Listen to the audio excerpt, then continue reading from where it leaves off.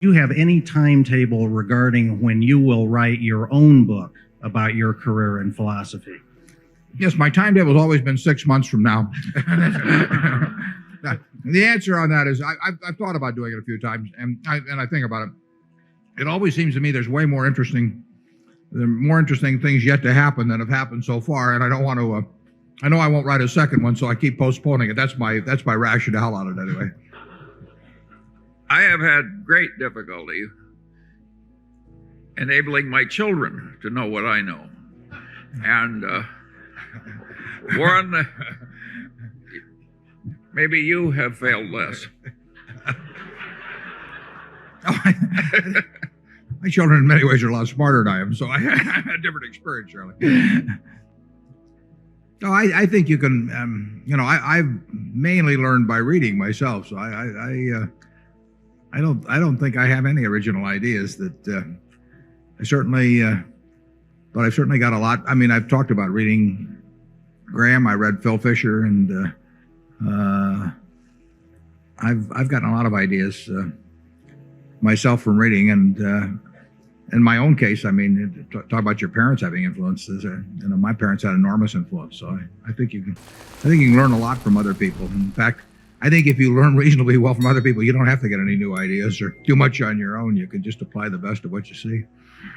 Generally speaking, I think we always get a group of wise people after sifting millions. But I don't think anybody's invented a way to teach so that everybody is wise. It's extraordinary how resistant some people are to learning anything.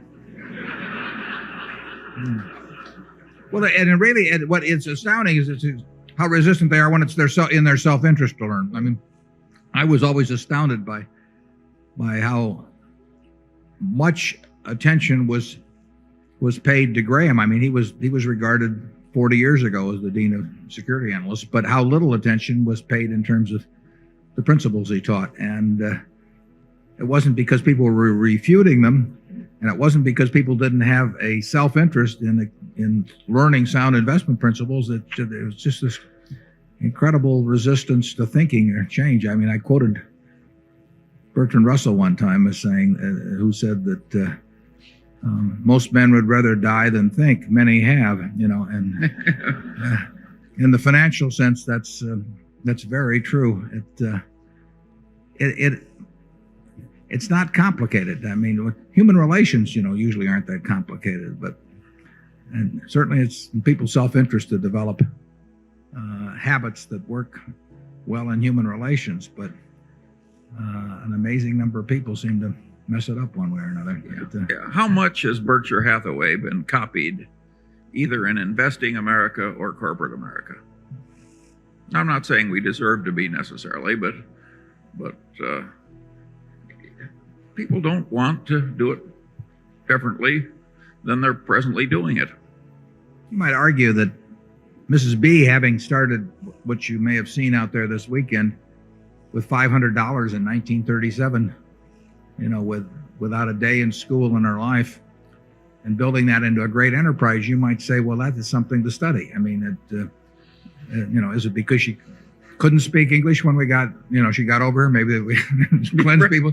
I mean, what is there to learn from seeing somebody create an incredible success like that in a competitive business? She didn't invent something that the world had never seen before. She didn't have a lock on some piece of real estate that protected her from competition.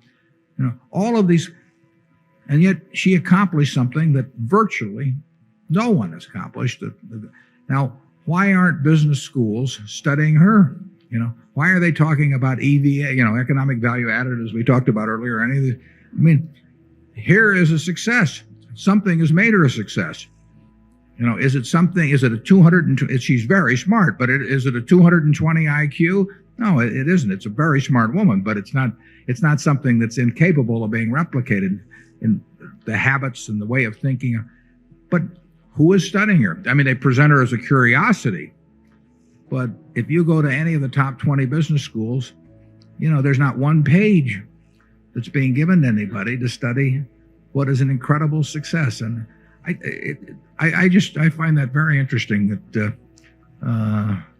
and to some extent, I've seen it in the investment world. There's this. For one thing, it's probably a little discouraging to a professor of management at some major business school who's gone on to get his doctorate and everything to think he has to come on and hang around the furniture market and study a woman in a golf cart. I mean, but they'd be better off if they did.